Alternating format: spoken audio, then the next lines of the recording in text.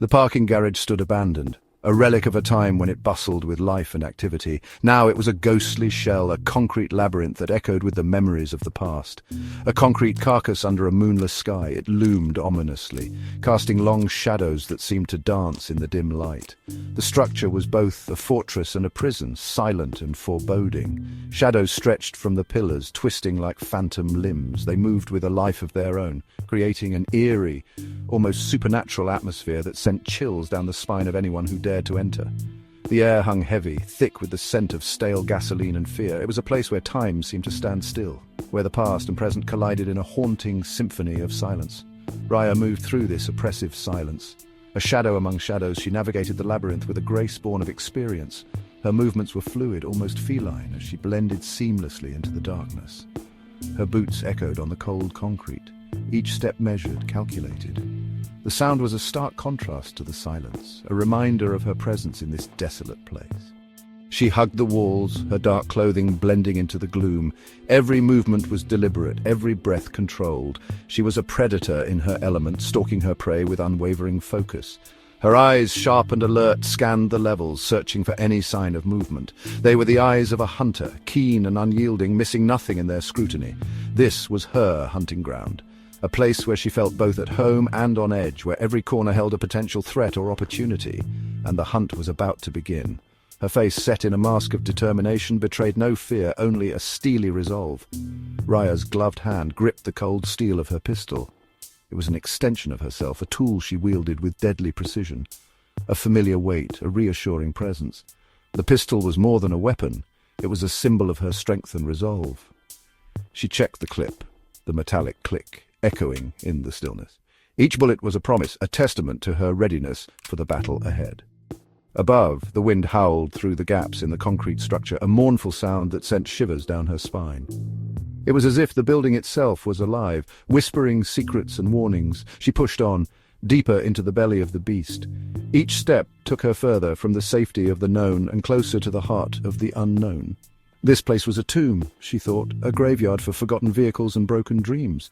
The abandoned cars were like silent sentinels, witnesses to the passage of time and the decay of hope. But tonight it would be something more. The air was thick with anticipation, the silence pregnant with the promise of action. Tonight it would be a battleground, a place where destinies would be forged and fates decided, and she, the warrior queen, would reign supreme. Her heart pounded with a fierce rhythm, matching the intensity of her resolve. This was her moment, her fight, and she was ready.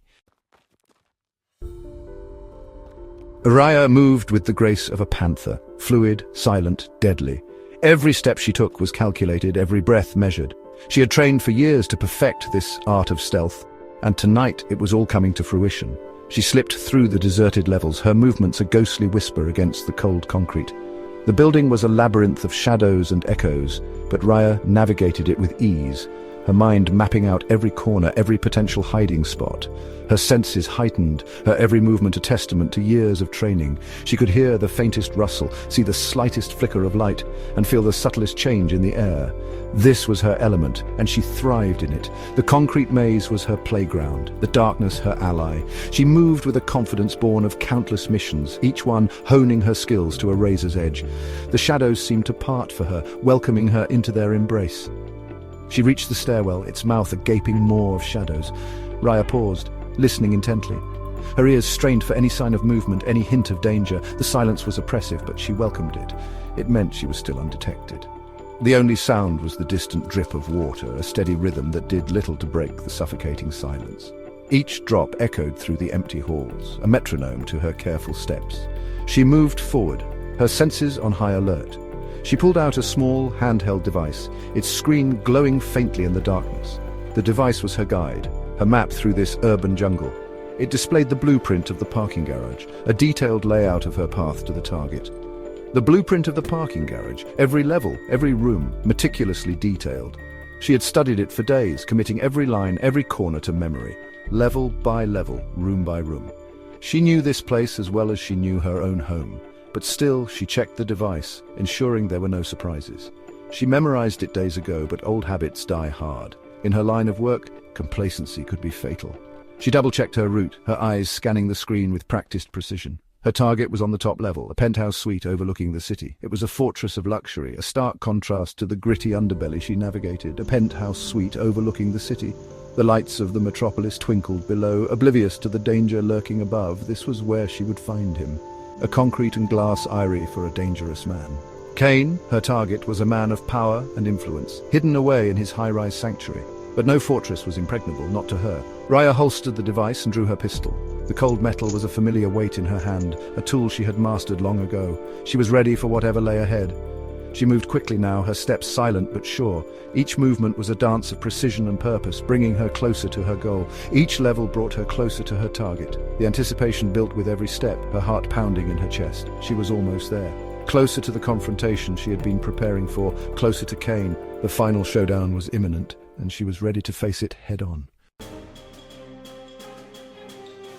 The penthouse was a stark contrast to the rest of the garage. It was a sanctuary of opulence, a fortress of solitude, high above the chaos of the city streets.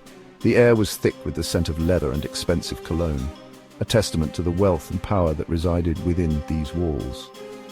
Glass walls offered a panoramic view of the city, stretching out like a glittering carpet of lights.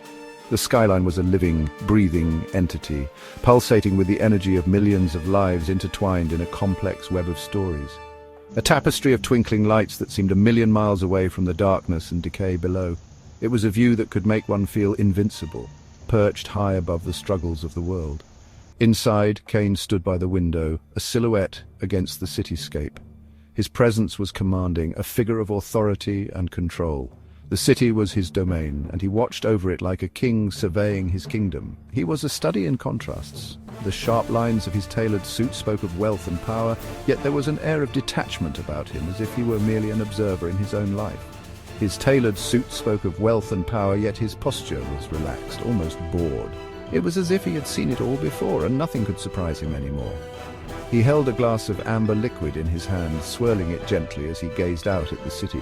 The whiskey was a symbol of his refined tastes, a small luxury in a life filled with excess. But his eyes, cold and calculating, betrayed the stillness of his stance. They were the eyes of a man who missed nothing, who saw through the facades and lies of those around him. He knew she was coming. The anticipation was palpable, a tension that crackled in the air like static electricity. He had been waiting for this moment, and now it was finally here. He could feel her presence like a change in the air pressure, a subtle shift in the balance of power. It was a sensation he had grown accustomed to, the feeling of being on the edge of something monumental, a ghost in his machine.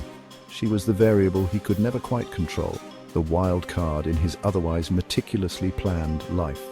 He took a sip of his drink, savoring the burn as it slid down his throat. He wasn't afraid. Fear was a luxury he couldn't afford, not in his line of work. He hadn't felt fear in a long time.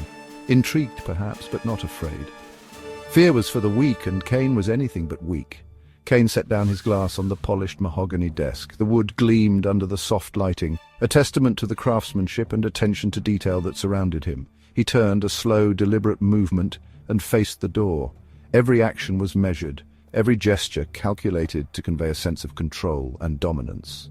A thin smile played on his lips. It was a smile that held no warmth, only the promise of what was to come. "Showtime," he murmured, his voice a low, dangerous purr. The game was afoot, and Kane was ready to play.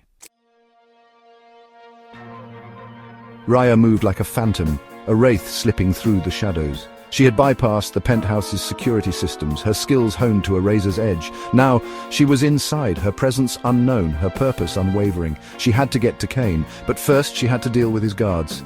Two men stationed outside the penthouse door. They were big, imposing figures, their faces etched with boredom and a hint of cruelty. They wouldn't see her coming. She wouldn't allow it. Raya struck with surgical precision. One moment the guards were there, the next they were collapsing to the floor.